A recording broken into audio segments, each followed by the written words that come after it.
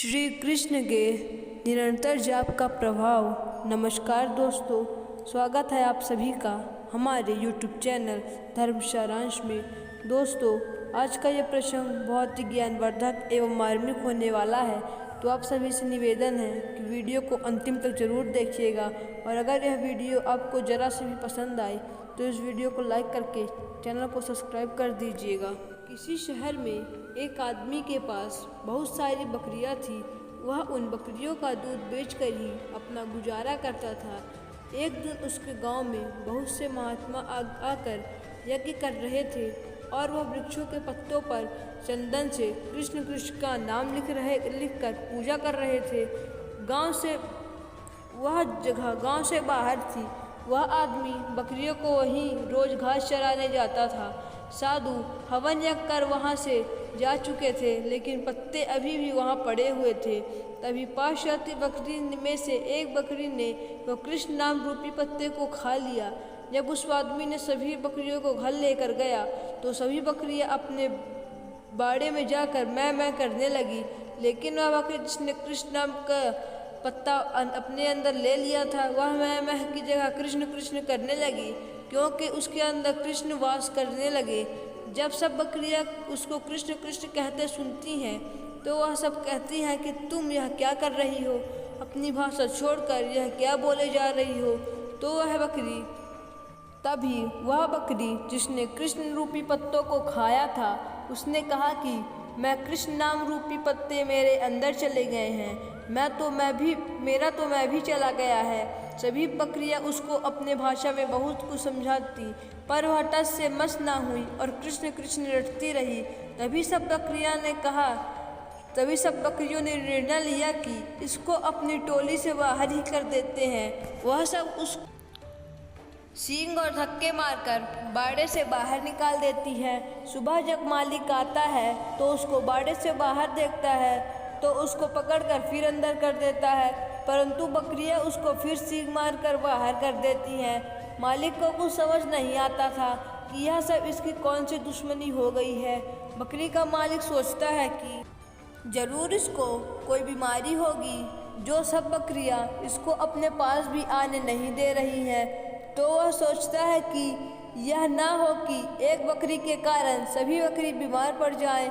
वह रात को उस बकरी को जंगल में छोड़ देता है। सुबह जब जंगल में अकेली खड़ी बकरी को एक व्यक्ति जो कि चोर होता है उसे देखता है, तो वह बकरी को लेकर जल्दी से भाग जाता है और दूर गांव जाकर उसको किसी एक किसान को बेच देता है।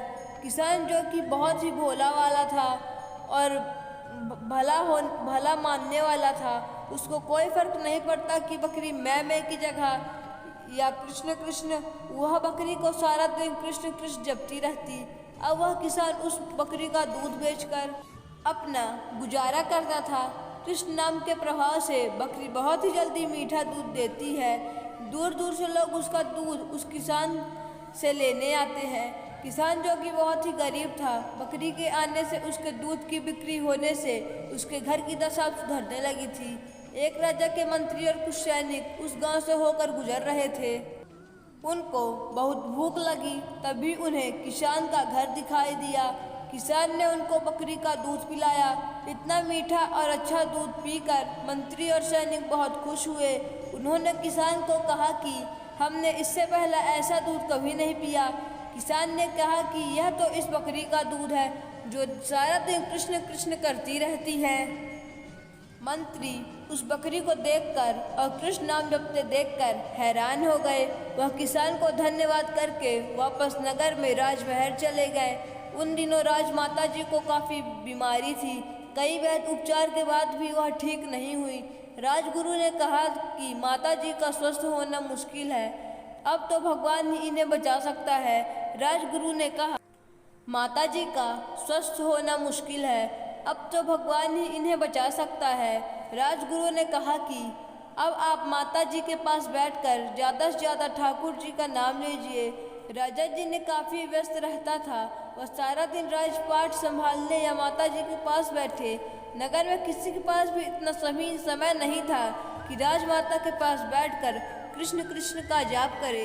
भगवान का नाम ले सके। तभी मंत्री को वहाँ से बकरी की याद आई, जो कि हमेशा कृष्ण कृष्ण का जाप करती थी।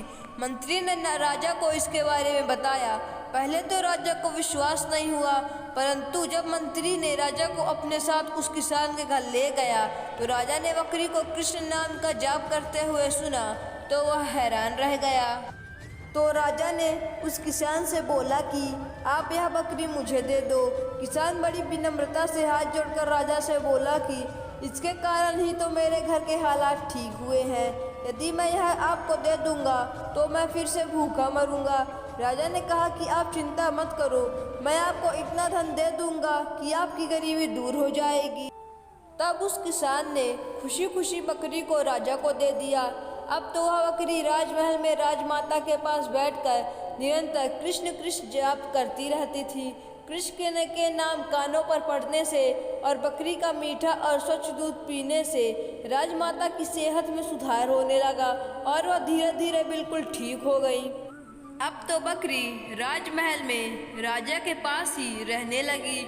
उसकी संगत में पूरा राजमहल कृष्ण कृष्ण का जाप करने लगा। अब पूरे राजमहल और पूरे नगर में कृष्ण रूपी माहौल हो गया।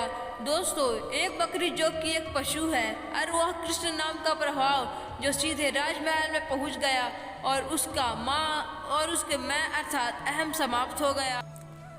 तो दोस्तों, क्या हम इंसान इतना निरंतर कृष्ण नाम का जाप करने से अहंकार से मुक्त नहीं हो पाएंगे? हम जरूर इस अहंकार से मुक्त हो जाएंगे। भाव से पारा नहीं हो जाएगा। हरे कृष्ण कृष्ण हरे हरे। धन्यवाद दोस्तों। आशा करते हैं कि यह वीडियो आपको पसंद आई होगी। अगर यह वीडियो आपको पसंद आई है तो इस वीडियो को लाइक करके चैनल को सब्सक्राइब कर दें और कमेंट में लिख दें जय श्री कृष्णा, राधे राधे।